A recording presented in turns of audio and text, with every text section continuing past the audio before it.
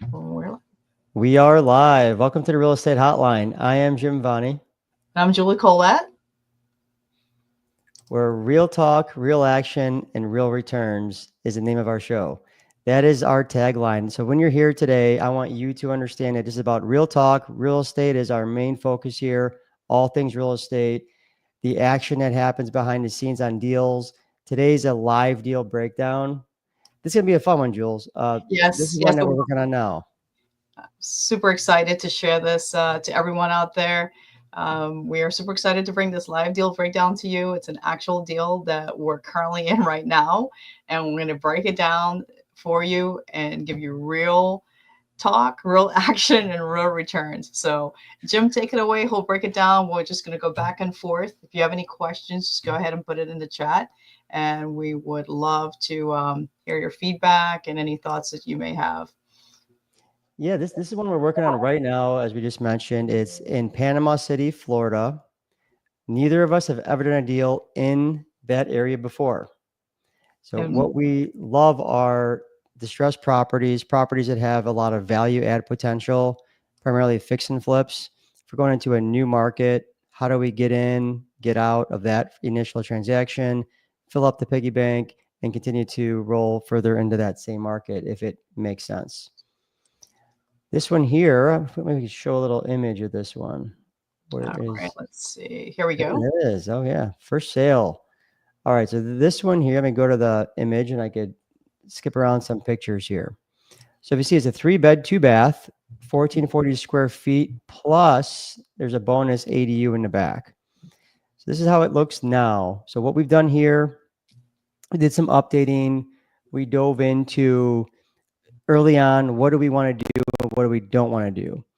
But the fun thing about this is the partnerships, right? Yes. What do we have here? Four of us total, right? So Four total on partners. this, yeah, on this one, let's talk about how we came across the deal, and then we'll structure the partnership. So we came across this. It was four partners in Owners Club, and one of our partner came across this. He does wholesaling in the area, and lo and behold, we looked at it and we decided to keep it for ourselves. So all four of us are in Owners Club, Paces community, and Paces group. We looked at it, we underwrote it, so we can share some of the deal snapshot with you after we go through the pictures. Jim, if you want to Yeah, definitely. switch to Yeah, this is one, as you mentioned, we found this one through our another partner, and when we looked at the deal, we were running the numbers before we were going to share it with others, and we looked at it as a win, even though yes, it wasn't one to fill up the account. It wasn't a big home run. It was a good first based hit, and we felt comfortable with it. It was right in front of us. It was easy to grab it. It was easy to rehab. There wasn't a lot there. So I'm going to go to a different screen here and show how simple the rehab was. I mean, it was just over 20K total of rehab. And due to it being such a small amount of work, this is copied over from our construction spreadsheet that we had. So if you're seeing the screen right now, if you may be listening only, but what you would be seeing is a quick breakdown of the charges and what we paid to get this thing back into the market. And what you'll see is the largest is a local handyman that we hired for 12,000 bucks, did almost all the work. he did. That Yeah. Yeah, he did a good job, didn't he? He did. He did. He was very responsive. As we know, sometimes with contractors, I mean, if any of you have done any fix and flip, the biggest challenge is contractors. So if you're listening in and you have any insights on contractors or any issues that you've had, just go ahead and feel free to drop it in the chat. Yeah, so when I first looked at the deal, and I tend to do this, I look at how to fully update everything I see that's a problem or anything that looks aged, outdated, plus the normal, obvious broken things. This was unique because in this scenario, we were given a copy of a prior inspection report. So this prior inspection report was at the end of 2023, so Mhm. it's about a year and a half old. And if you're not familiar with an inspection report, you have lots of photos, lots of images that show you what was wrong, even to the smallest degree in some cases. Some inspectors, they got their tool belt on, or their Batman, or running through the property. They're going through the attic, they're going through the crawl space, and they're trying to find every single thing possible that is wrong.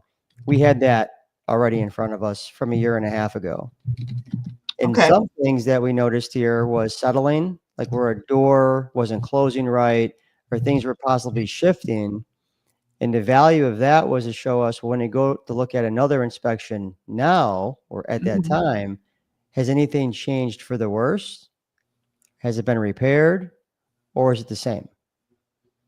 So it gave us a lot of good information for our due diligence window to figure out what's going on. So we did call that same inspector to go out there, revisit it. They were already familiar with the property, and they were able to give us a new inspection report to help us compare. And that was probably what the first few days of our due diligence window. We got him out right away, right, Jules? Yeah, we did. We got him in. Probably should talk about some of the challenges we face with Oh man, the post occupancy. It doesn't come without challenges, guys. It's smooth sailing, but just be prepared. Things get thrown, and you just have to pivot. We do have a question in the chat, Jim, so I'll go ahead and show it here. Who walked the property since you're doing this remotely? Very good question in the chat. So, Jim, if you want to yep, answer that one. that's a great one. We love partnering in the local market through the community, but first and foremost, it's who is our trusted agent. So in this scenario, there's four of us partners. We're all in sub two. We're all in owners club. We're working together. We all assigned ourselves different jobs and duties of what we're going to oversee on this transaction. But the wholesaler was also a licensed agent and the pro in the space. So the wholesaler brought the deal to one of our partners, and our partner then brought it to us four looked at it and said, why don't we first go to that agent? So that agent is licensed, experienced, has done a lot of business with our partner, many, many deals. So there's a lot of trust there. And that agent also had an assistant, and the assistant's name was Corey. And Corey was our boots in the ground. So we He was, vetted him out. We trusted him. How did you like working with Corey? Corey was a pleasure to work with, guys, and he was so attentive. He would let us know what's going on. He would keep us abreast. We had a group chat going with everything that was going on. He always showed up on time, and if there were any delays, he kept us, updated on that. Remember, there were, with lockbox issues and with a Yeah. tenant still staying in the property. We had some questions on that. Yeah. Yeah, and it's also a great resource, the having that trusted partner in the area to give you referrals. So, you Yes. have the licensed agent, they're working the market, they know the streets, they know the tradesmen, the people that are working around, they know all the vendors. And they gave us a good solid list of around 10 different of their vendors that they work with that we were able to call through. So we Yeah. brought them over our office, our construction office, called through them all because we are set up to do things remotely. Even though I am in Chicago, Julie's in Florida, we do things all over the country. And you're not nearby Panama City. You're South Florida, right, Jules? I'm in South Florida, so yeah, Mm. miles and miles away. Yeah, so it might as well be, across the country at that point. It's not a totally different area. You can't drive there. You're not going to be able to visit. But we're set up to do this from the years and years of experience doing remote remodels and construction out of the state. So what we do is we know questions to ask, we know how to vet out the contractors or the subs properly. And when you do this early on, set proper expectations, good contracts, good documentation, it helps the process.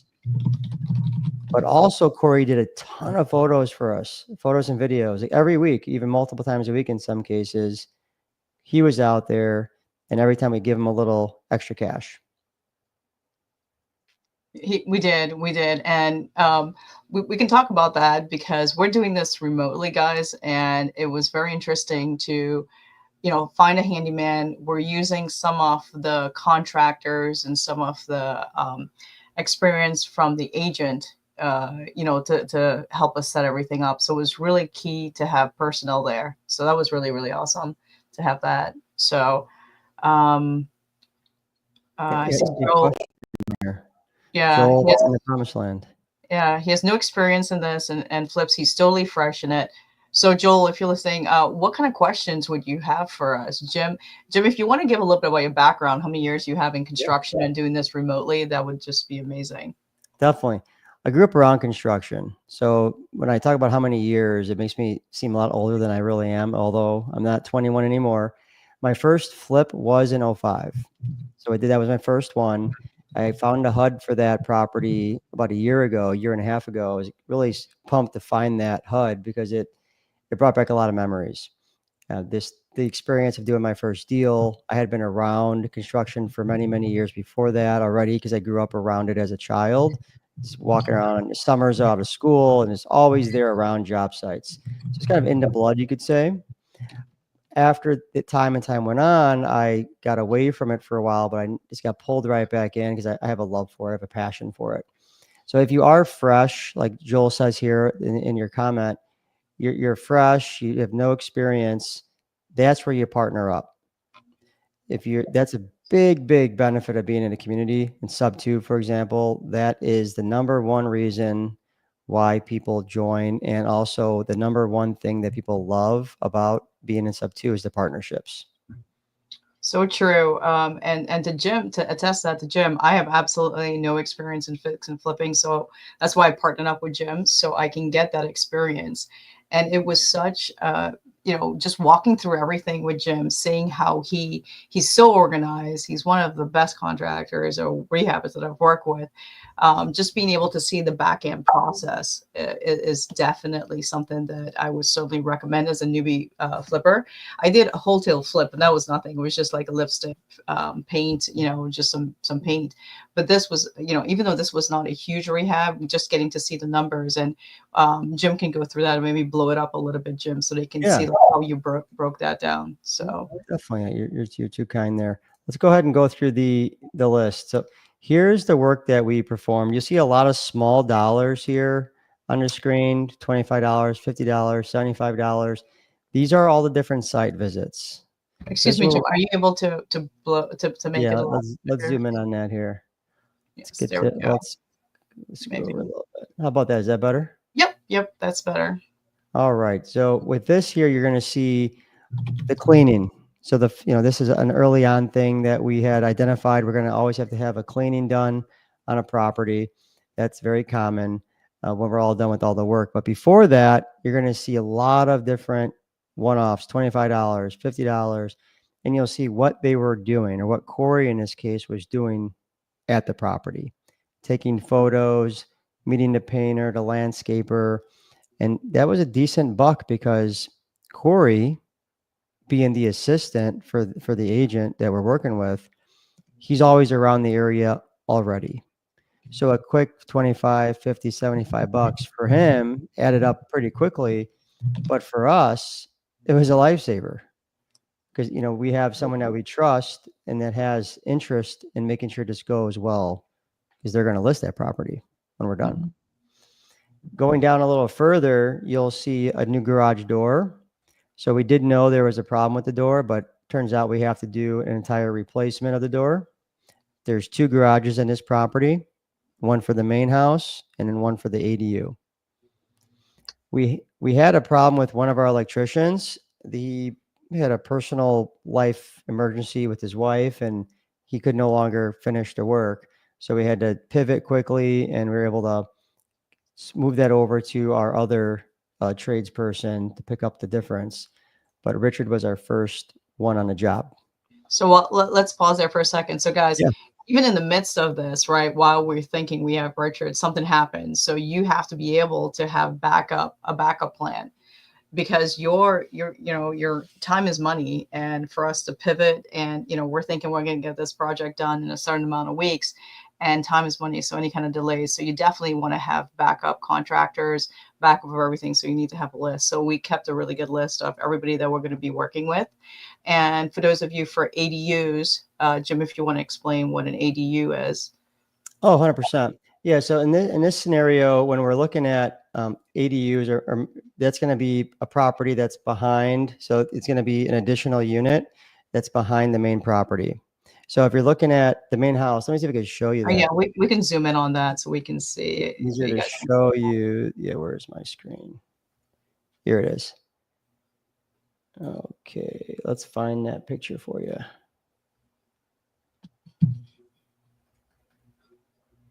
All right. Do you see the property right now? If you can just drop a yes in the chat so we can see that you're seeing it. All right. And then I am going to locate. All right, yes, they're seeing it in the chat, Jim. Beautiful. So we're going to scroll all the way through the main house. Now here's the garage area, nice big open garage, shed. And you'll see back here, let's zoom in on this one. Here is the ADU in the back. So it's an additional dwelling unit right in the back. And that additional unit will generate more revenue. It's more square footage. It's basically another apartment, separate entrance. And this is totally detached from the main house.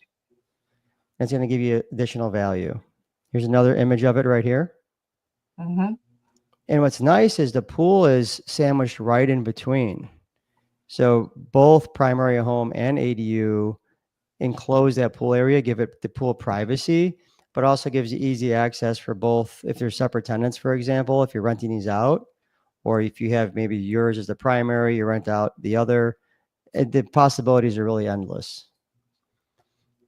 It Here's a really view. is. What was nice about that was the additional income that we would get from the ADU, the additional dwelling unit.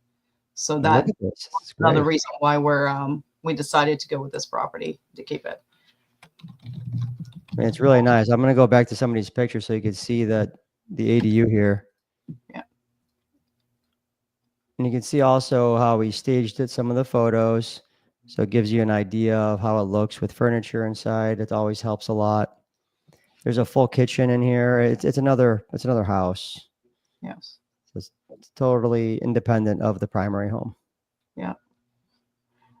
We do have another question for you, Jim. How do we look for contractors remotely?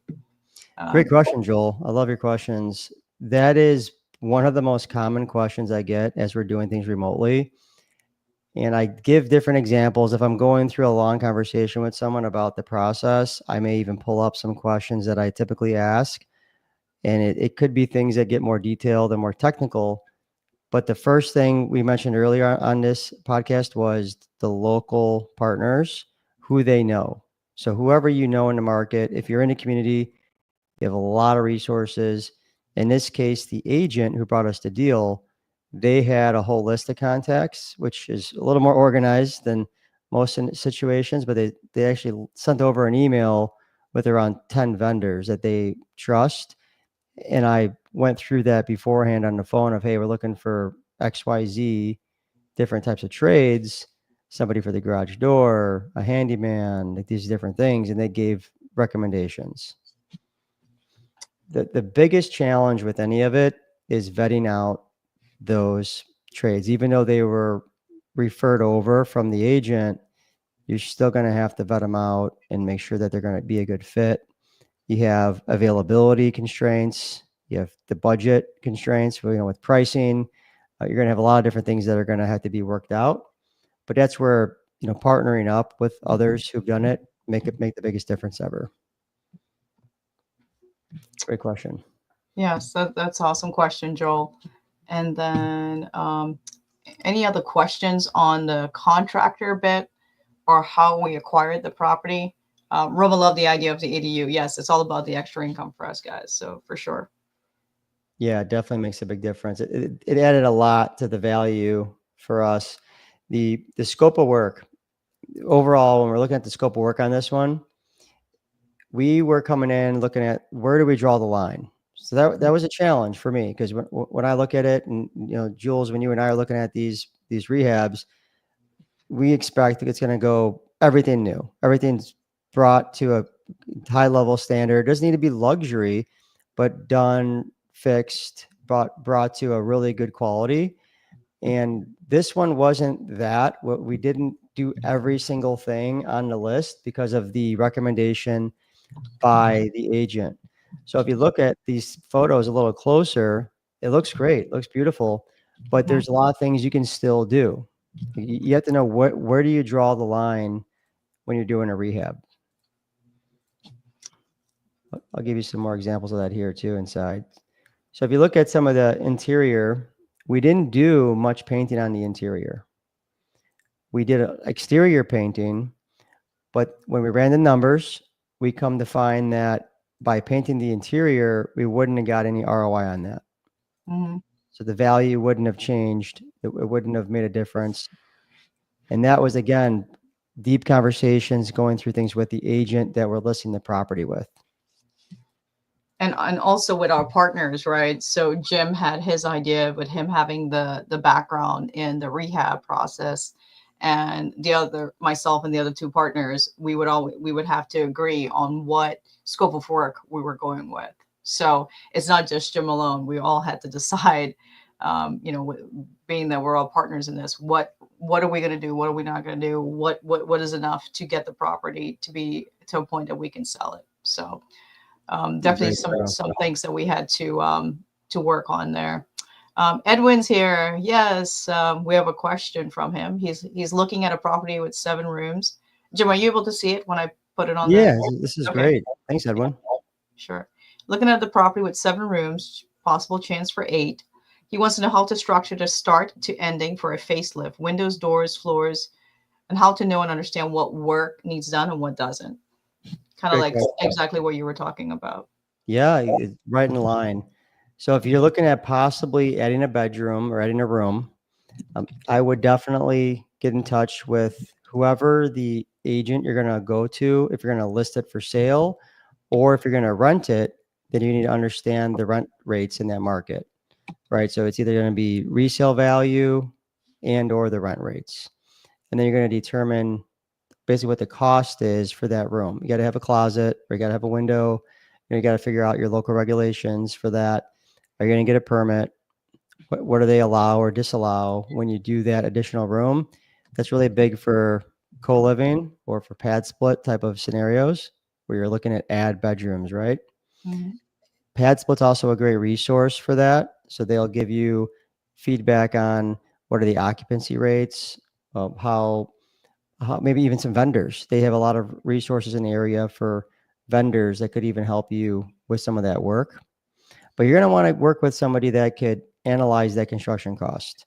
So when someone comes to me and we partner up on a deal, that's what I go through. I'll review the numbers early on, ideally before it's under contract. That way, we're not spinning our wheels or going backwards on trying to renegotiate in case you figure out the cost could be more than you expected. That's a big piece of a lot of rehabs is going over budget. It's a big pitfall. It's not including a contingency fund, missing things. Because on every job, every rehab you do, there's going to be some surprise somewhere when you're doing it. Right. And I think for us, one of the things, so if you're just joining, we mentioned that we had gotten an inspection report and it was 2 to 3 years old. So we kind of had an idea what was done, and we still had someone do an inspection, an updated inspection for us.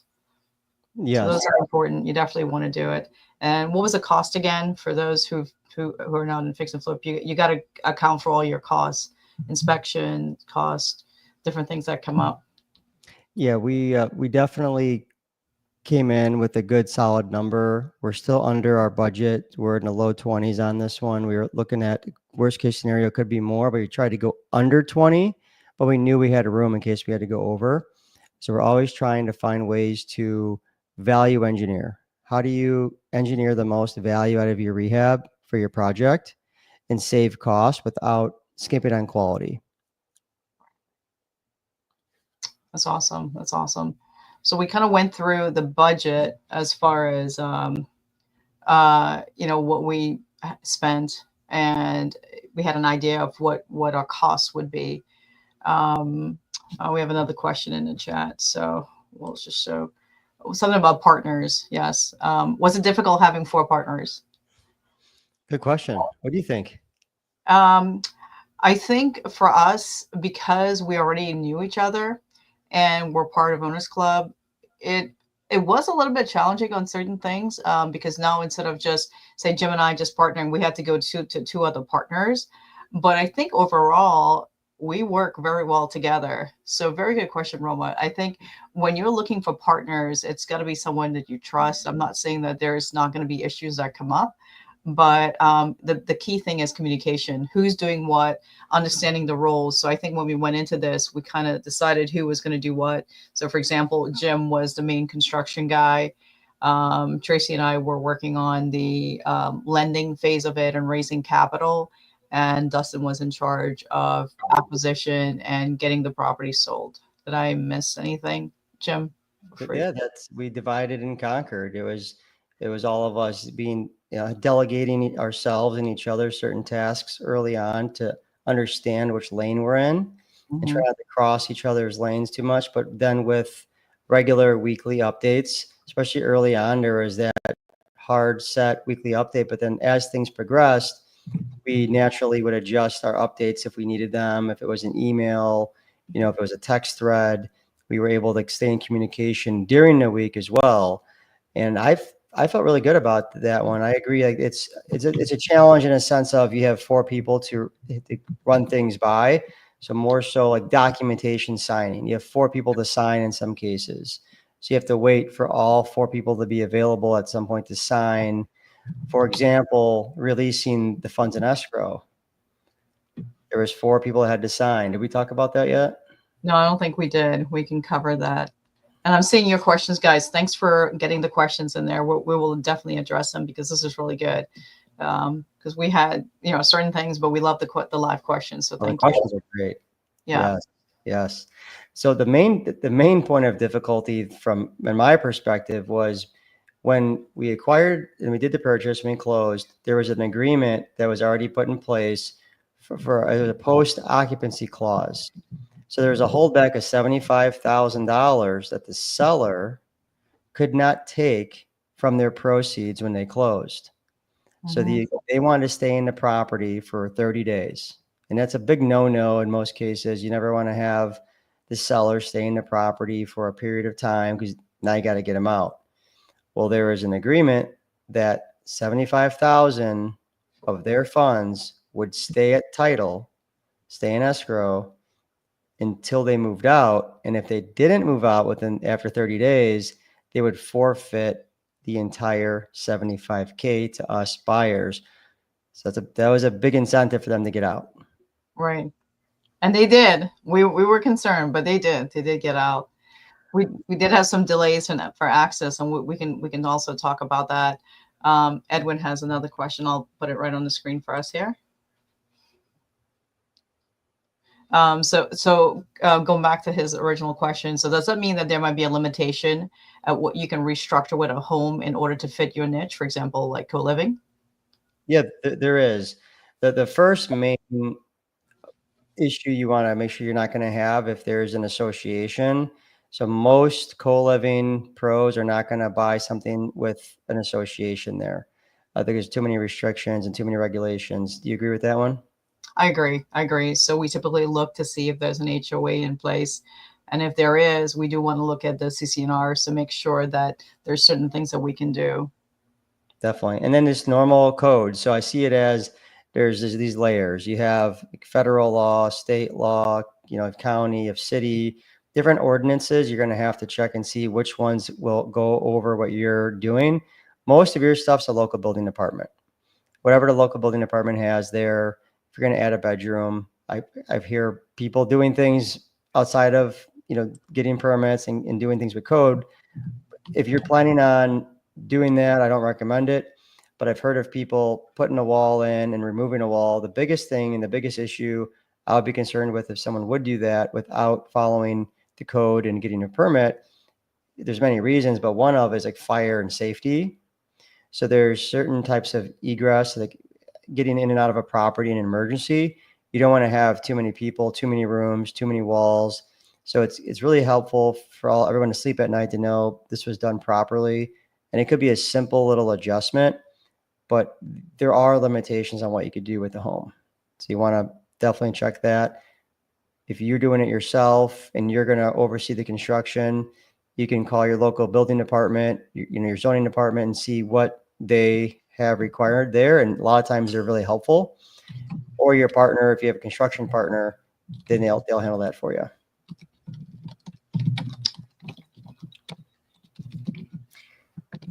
That's a very good question. All right, and then we have another one here. Thank you, Edwin. And then Elizabeth asked, can you say that any square foot added to a property will give more value than a pool, for example?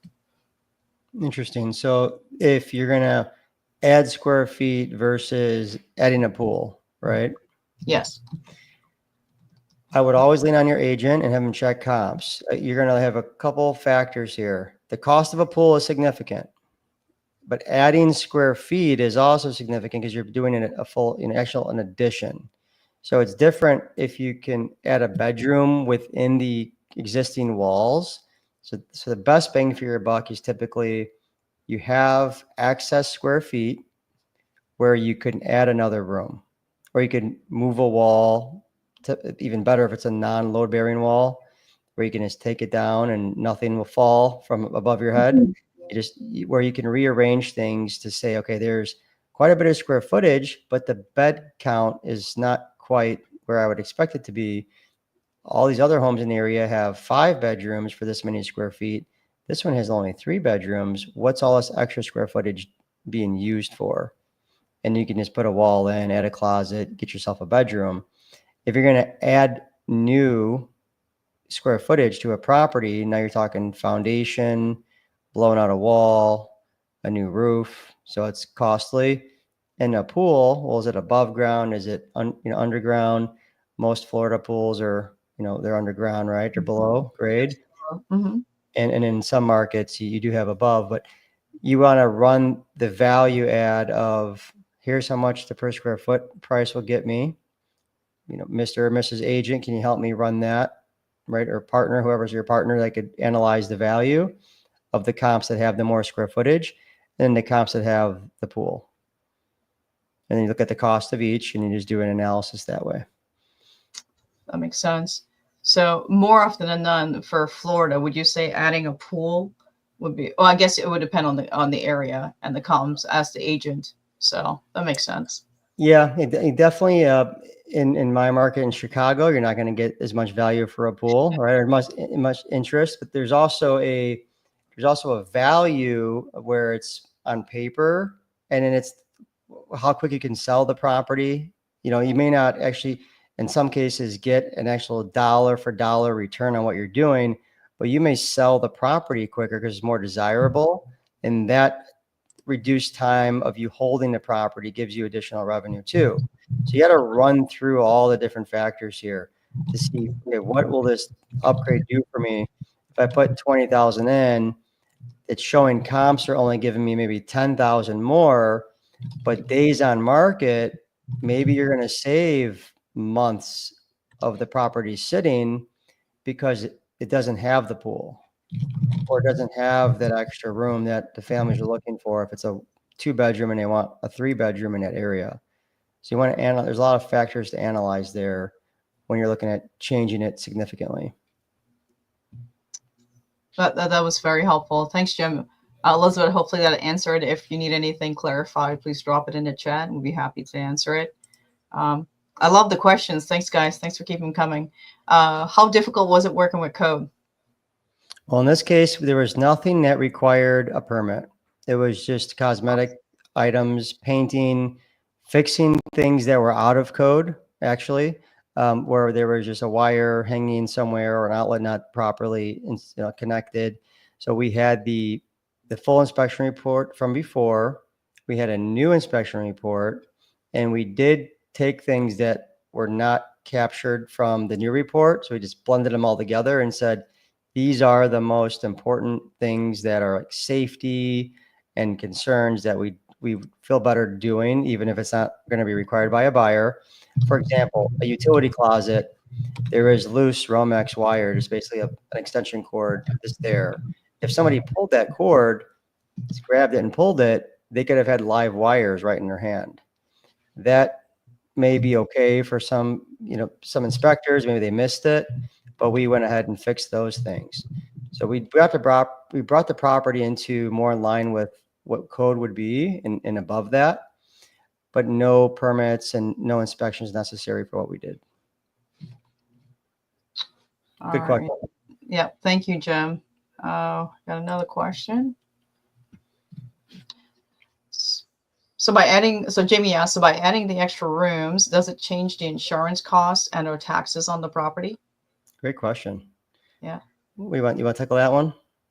As far as the insurance costs, so this was very interesting. Good question, Jamie. We ran into some snags. It was my first time getting insurance on a manufactured home, and there was so much that I had no idea about. So first of all, this is considered more like an automobile, right, Jim? So we had to go to the DMV. I had to get the make and model of the manufactured home.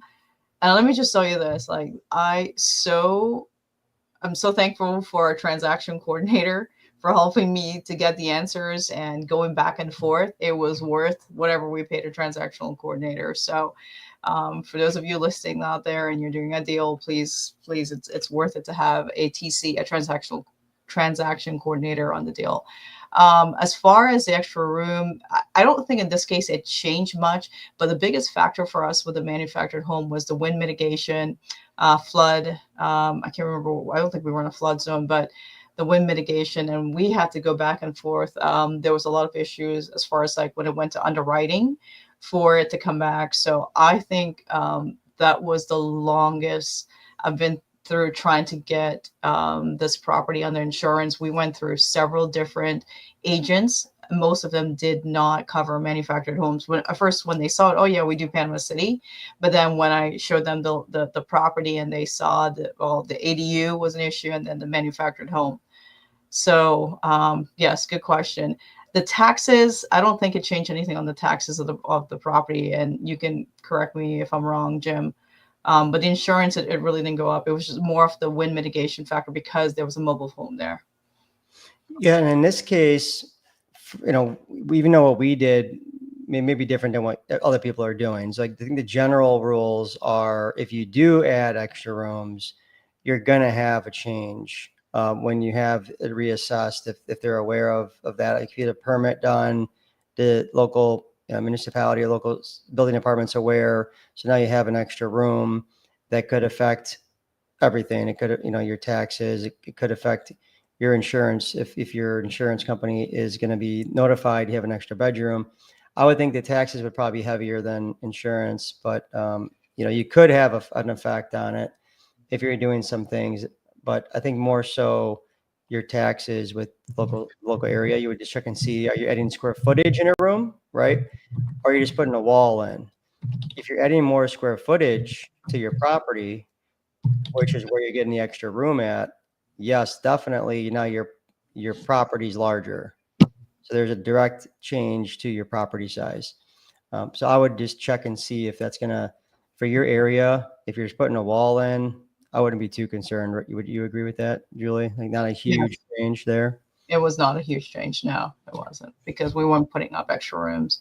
But great question, Jamie. Yeah, Hopefully Jamie, good question. yeah, hopefully we answered that for you.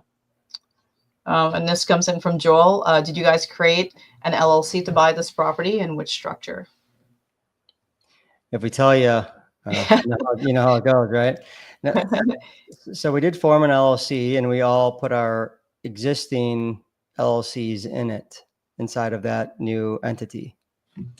So there's 4 entities inside of another entity, and that's Yeah. how we structured it. So yeah, so that we didn't even know. So we thought we could have just put it in. One of the guys is from Florida, and they're like, no, everyone needs to be on it. But Joel, to answer your question, in the operating agreement is where we specified everything in there, like the different LLCs for the 4 partners. And equal, of course, you would talk about this with your partners ahead of time, like who's doing what. We had it structured, and how the split is, commission wise, how all that is going to work out. So a huge, again, when you have 4 partners, the communication is key. you have to make sure that you're addressing all the questions and ensuring that everybody's happy. So, great question. Great question. Yeah, that's a really good one. Yeah, there's so many ways to structure LLCs and ways to have asset protection in place and different things for taxes. I would definitely have two different professionals you're talking to when you're doing your LLCs is your real estate attorney and your accountant. And talk with them about the structure, the legal side with your real estate attorney, and then any tax implications that you may be incurring by having your LLC set up a certain way. That's awesome. All right. And then Roma's asking, how do you decide if you're going to do a flip? Like, what ROI are you looking for in a project? That's a really good question. There's one rule of thumb you're going to hear often as you're talking with others doing fix and flips. And a lot of times you're going to say, we want a certain percentage of the ARV minus the rehab. You're going to hear 75% is a common one, 70%. Some people go to 80%. Those are going to be the different numbers you're going to be hearing more commonly. I want 75% of the ARV less the rehab cost. So you're going to say, okay, what is the acquisition price? Is it at least, or is it no more than 75% of the ARV? Okay.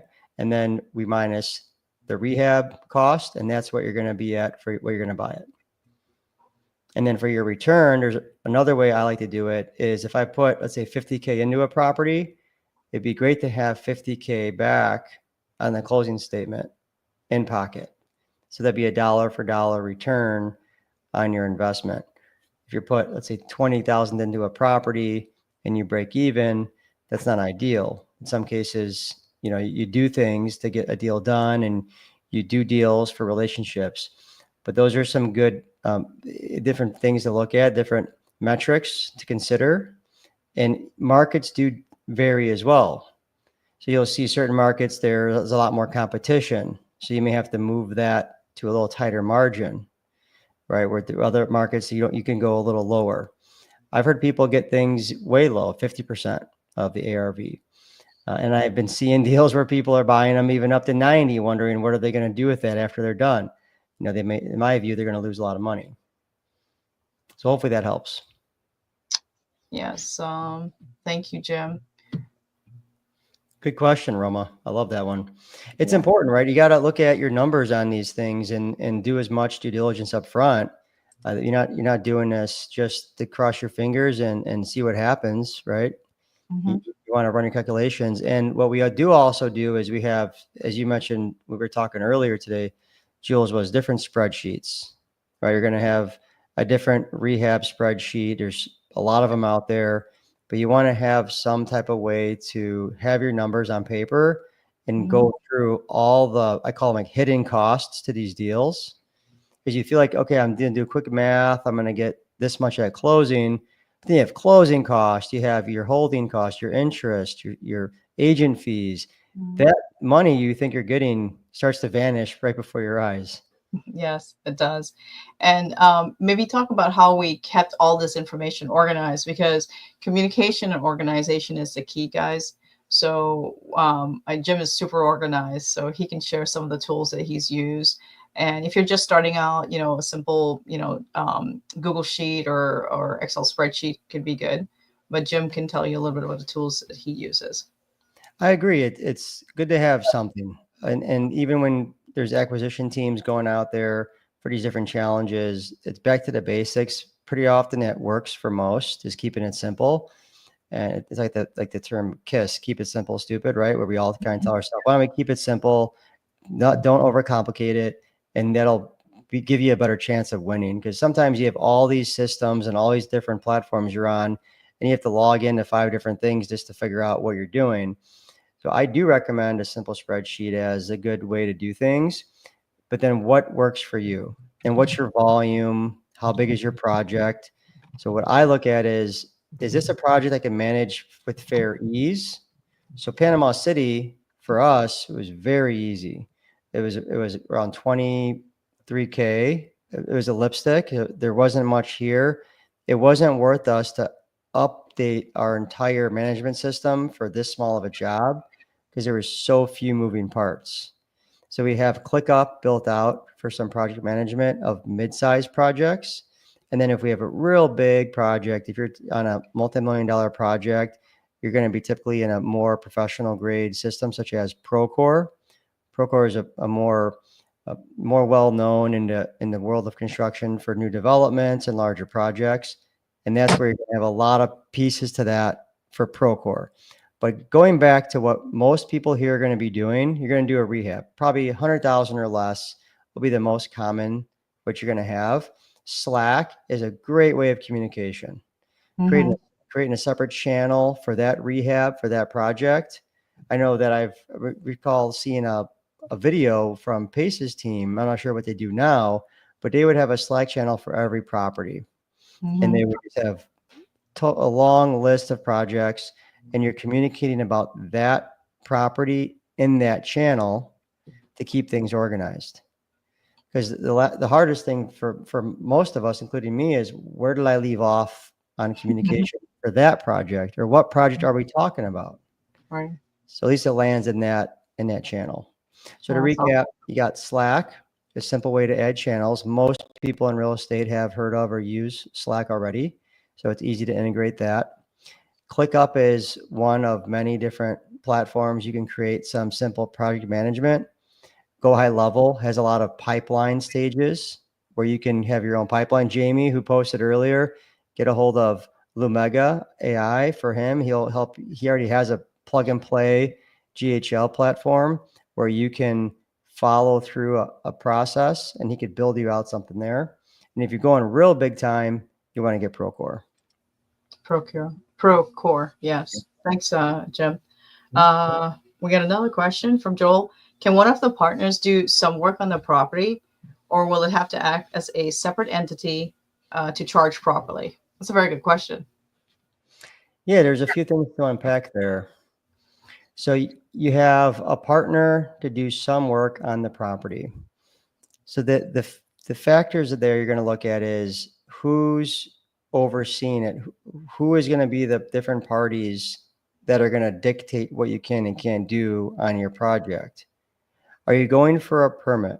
Okay, so if you're going for a permit on your work, the building department is going to have certain rules and regulations as to who can do the certain scopes of work you're performing. A lot of times, if it's an MEP, a mechanical, electrical, or plumbing, those are going to have certain licensing requirements before you can do the work on file and registered with that local area, with that building department. So you got to understand what you're doing and who's overseeing that actual approval of work from your local area. Then you have who's giving you the money, right? So if you're going to have private money or hard money, a lot of times a lender or more traditional lender, they may have rules as to who the contractor can be. And that's a question you have to now ask, who's giving you the money? Do you have any requirements for who does the work? A lot of times it's the experience level. Then you have in certain insurance you need to have in place. So those are things you're going to want to understand is who is overseeing what I'm doing. And then as far as a separate entity to charge properly, it's good to have everything separate, right? Would you agree, Jules? Like Mhm. having all I do. the construction costs Hmm. in a Yes, for separate sure. bucket. Hmm.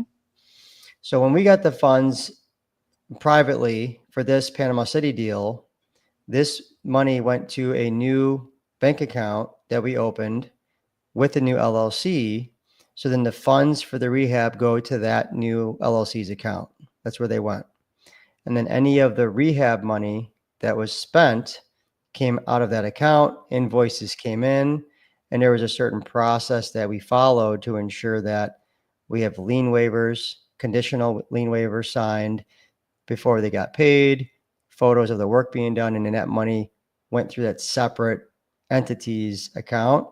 In this case, was the us owners LLC's account.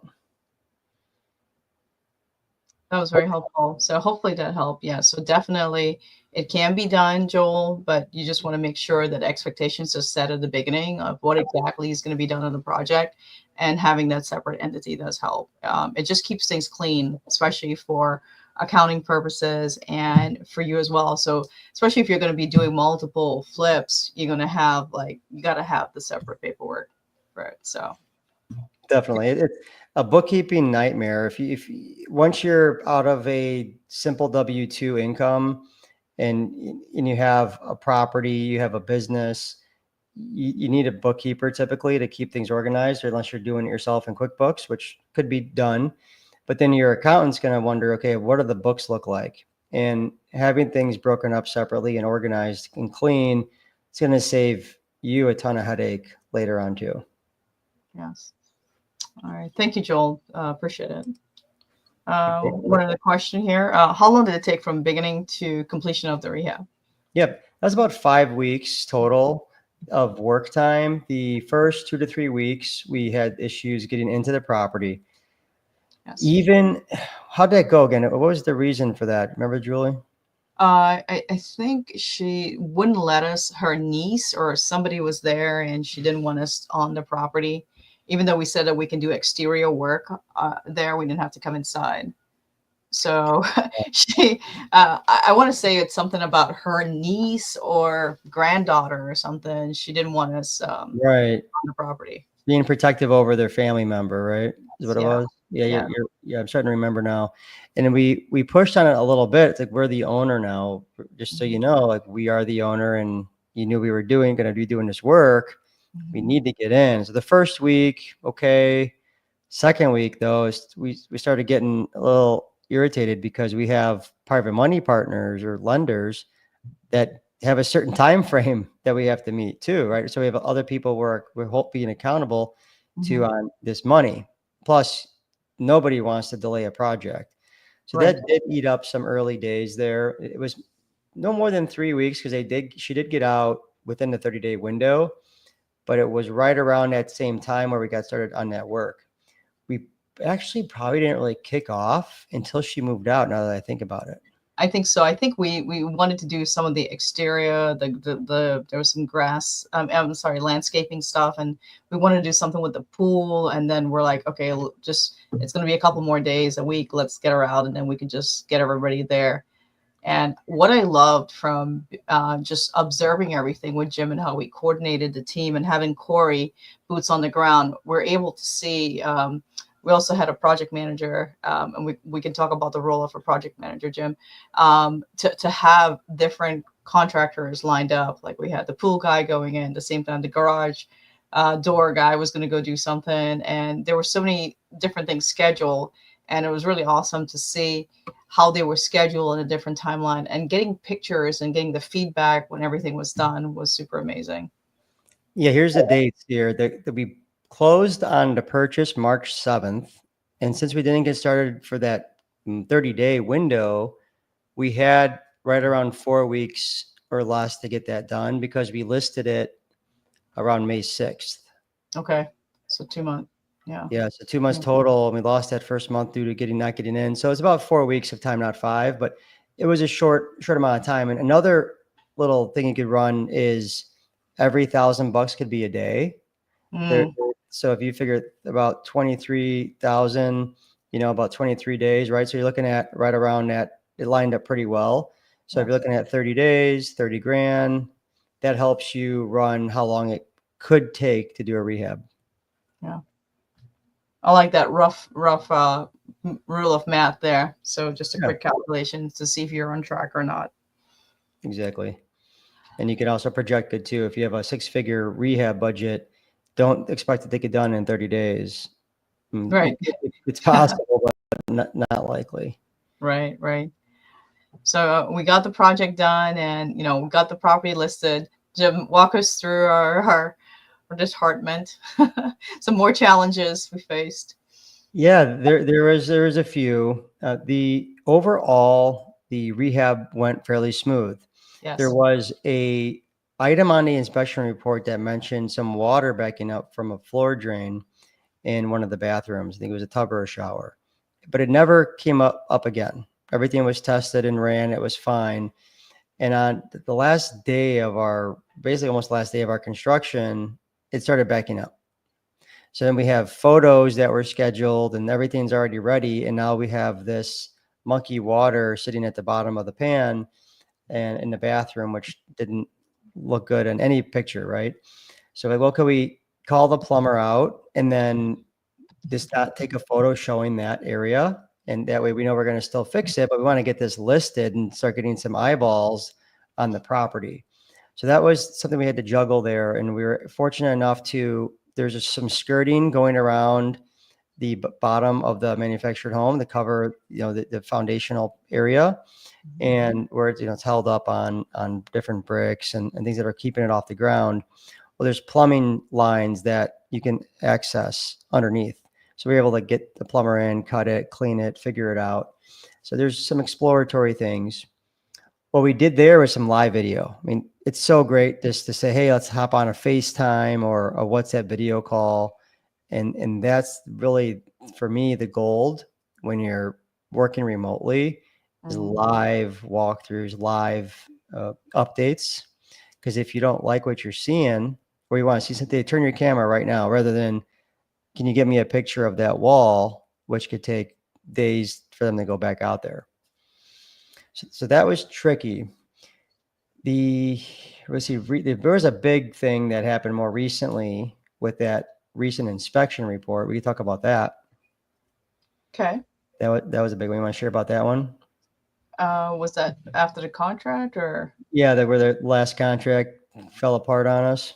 Yeah. So we got the property listed May 6th, I believe, and then we had a couple offers, and one we got a cash offer. We're super excited about. Went back and forth with negotiating, and during the inspection period, they came back with some stuff from their inspection, which was Jim. It was everything, not some stuff. It was a dictionary of things that they went to town on. They just tore that property apart. Yeah. It freaked out the buyer to where they wanted 30 grand concession. And just to refresh everybody here that is on this, listening to this, we had 2 inspections already. We had Mm-hmm. 2. We had one from a year and a half ago and then a brand new inspection that we had done just for our own use. And we fixed all the problems. So they found a ridiculous amount of stuff that was nonsense, where there was like safety concerns and hazards. And we looked over it and it didn't hold water really, but it was enough to where there was no way to talk through it. It Mm-hmm. spooked the buyer so much where I don't even think if we did give 30, they would have taken it, but we did Yeah. not offer it. It was tough. So that's one of those curveballs that you never know what's going to happen. And anything in real estate, you never know what's going to be when you turn the corner, but got it relisted quickly. And now we have more people looking at the property right now. Yeah. So one of the key things is being able to pivot with all the challenges that you come across. And things don't always go well. So luckily the agent that we're working with was able to reach out to some of the showings that they had before and contact some of those possible buyers. So we're working on that right now. Property's still on the market. So anyone that's looking to buy in Panama City, reach out. But it all just goes to show, while we had a plan, things still can fall through, and you just have to be able to pivot. That's the world of real estate. Pivot and just work through the challenges. And honestly, I think having the team is really good. We all have diverse backgrounds, and we kind of leverage that to our strengths, which is great. I agree. It gives you partners to talk about the situations. If there's a challenge and you're by yourself, now Mhm. all the weight's on your shoulders. There's no one else to really help you out with that situation, which you do that, but it's much better to have at least one partner to work together. And in Mhm. this case, the 4 can all separate or all split up some of that weight and make it easier. Yeah, that definitely helped. Thanks, Joel. Appreciate it, man. Thanks for all the good questions and for being here. Yeah, we truly appreciate that. This is really good. Anything that you have at all, any other last minute questions. So we kind of went through how we acquired the property, why we decided to keep this one and go through the rehab because it was a quick fix and flip. And of course, we had certain challenges. One was, insurance, inspection, delays with the original owner staying in the property over a month, so it kind of delayed us.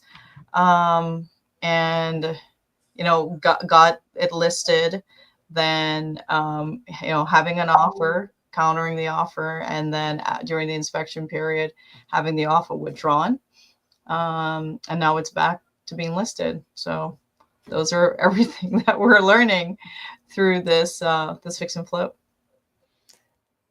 Elizabeth Catala, really appreciate your time, guys. Thank you for yours as well. Everybody who's here. Yeah. Julie, how do they get a hold of you? What are you able to offer everybody here? Because I know you do a lot of lending. Yes, yes. So anything with capital raising, would love if you want to just walk through like the partnership structure, anything at all on the paperwork, how we use a transactional coordinator to help us because we had to get, everything signed by the four partners. I can help with that. Jim is amazing in leveraging his strengths. Like if you want to partner with us, please reach out. The best way to get a hold of me is through my Instagram at Julie Colat, and I will respond back. Jim, what's the best Yeah, way for people that's to get great. hold? For me, if you're looking to do any type of value add, fix and flip or rehab, a lot of folks reach out to me when they're doing something out of their area where they're not so comfortable with doing something remotely and they want that extra partner to help through that process. People that are new to it or they just want to expand to a bigger project. We don't do just single family. We do larger multifamily, commercial, and industrial projects as well, all over the country. We do focus a lot on the Sunbelt Smile plus some other spotty parts of the country. But my handle is Jim Vonnie Builds on Instagram and Facebook. So it's Jim Vonnie Builds. Hope to hear from you. Yeah, this is awesome. So guys, if you can just take a minute and just let us know, like, what other topics would you like us to cover? Because we love underwriting the deals and showing you like what, live, what's going on. Was this helpful? If you can just put a one if it was helpful. Is there certain things, certain topics that you may want us to talk about? Jim's a wealth of knowledge and we can certainly bring on, someone to chat, and we love to hear what you want us to talk about in the And with chat. Julie here, remember the capital raising stuff. She's your go-to with that. So it's anything in that world of real estate, but definitely keep your mind open to different things to talk about. It could be anything from the stage one of acquisition all the way Mhm. to dispo, but we do have our areas of a higher strength with the capital raising and construction. That's Good awesome. Okay, deal. so everybody is like, I hope you guys are ready to go and do, for the beginners there, go and do your first fix and flip. I would love to have you share stories and any kind of challenges that you may have faced. Love Definitely. to hear about it. Joel said amazing information. Thank you, Joel. Thank you, everyone who's joined, Roma, Elizabeth, Jamie, Edwin. We appreciate all the questions, and we're so thankful for you guys being here. Again, this is bi-weekly. Anything we decide we talk about, anything that's hot, we'll bring to you, so we can just leverage each other's strengths and just help each other in the community and help you grow and get some deals. Thanks, everybody. See you in a couple of weeks. See ya. Have a good night, everyone. Thank you.